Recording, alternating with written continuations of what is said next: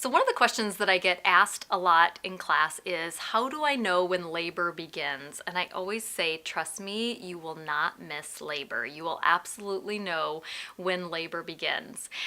It would be nice if everybody's water just broke and then you knew for sure that this is actually truly labor. It's not pre-labor, but it actually in only 10% of the cases does your water break, and then that send you into labor. 90% of you, you'll actually experience other symptoms first, and then your water will break either later on at home or it will break in the hospital.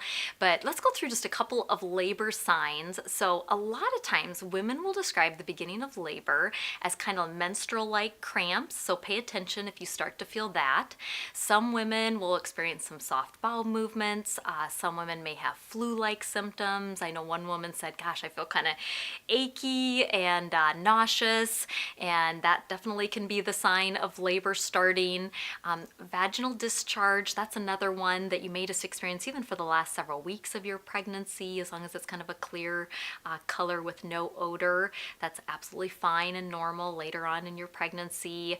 Loss of the mucus plug. Now that doesn't mean that labor is going to start right away, but when you do lose the mucus plug, probably within 24 hours up to about a week or so, probably labor is going to start. So have your bags packed at that point. So those are all good signs that things are progressing.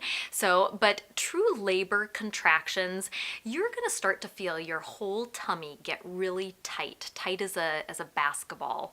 And initially, you may or may not feel much pain, but eventually as your tummy gets tight, you are going to start to feel that pain piece. And a lot of times it will wrap all the way around to your back. I was kind of surprised that it even shot down my legs a little bit.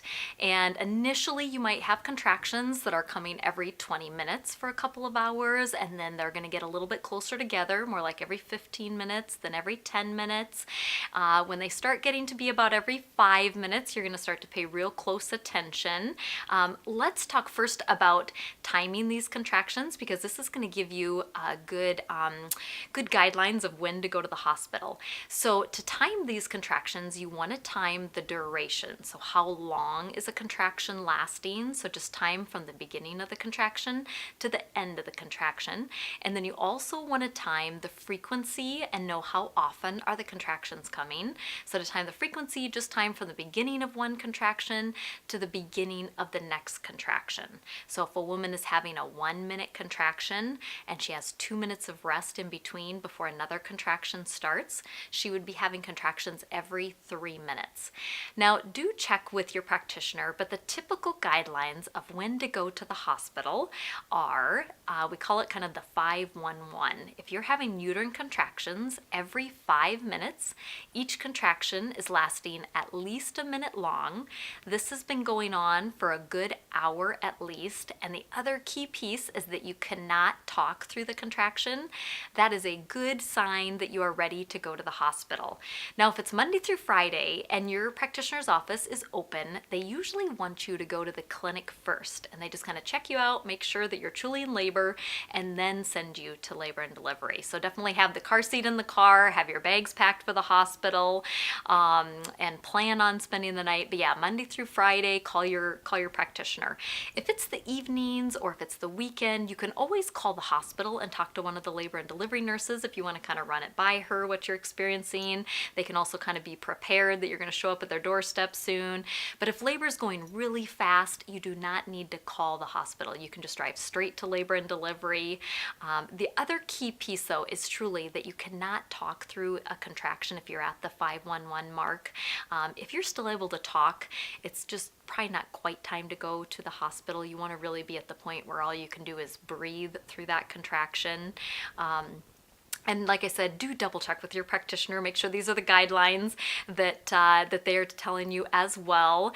The other key that will get you into labor and delivery right away is if your water breaks. So no matter when that happens, whether you're 32 weeks along or 34 weeks along or 40 weeks along, when your water breaks, definitely call your doctor or call labor and delivery, pack your bags. Even if you're not feeling contractions yet, go straight straight to the hospital or straight to the clinic if it is open.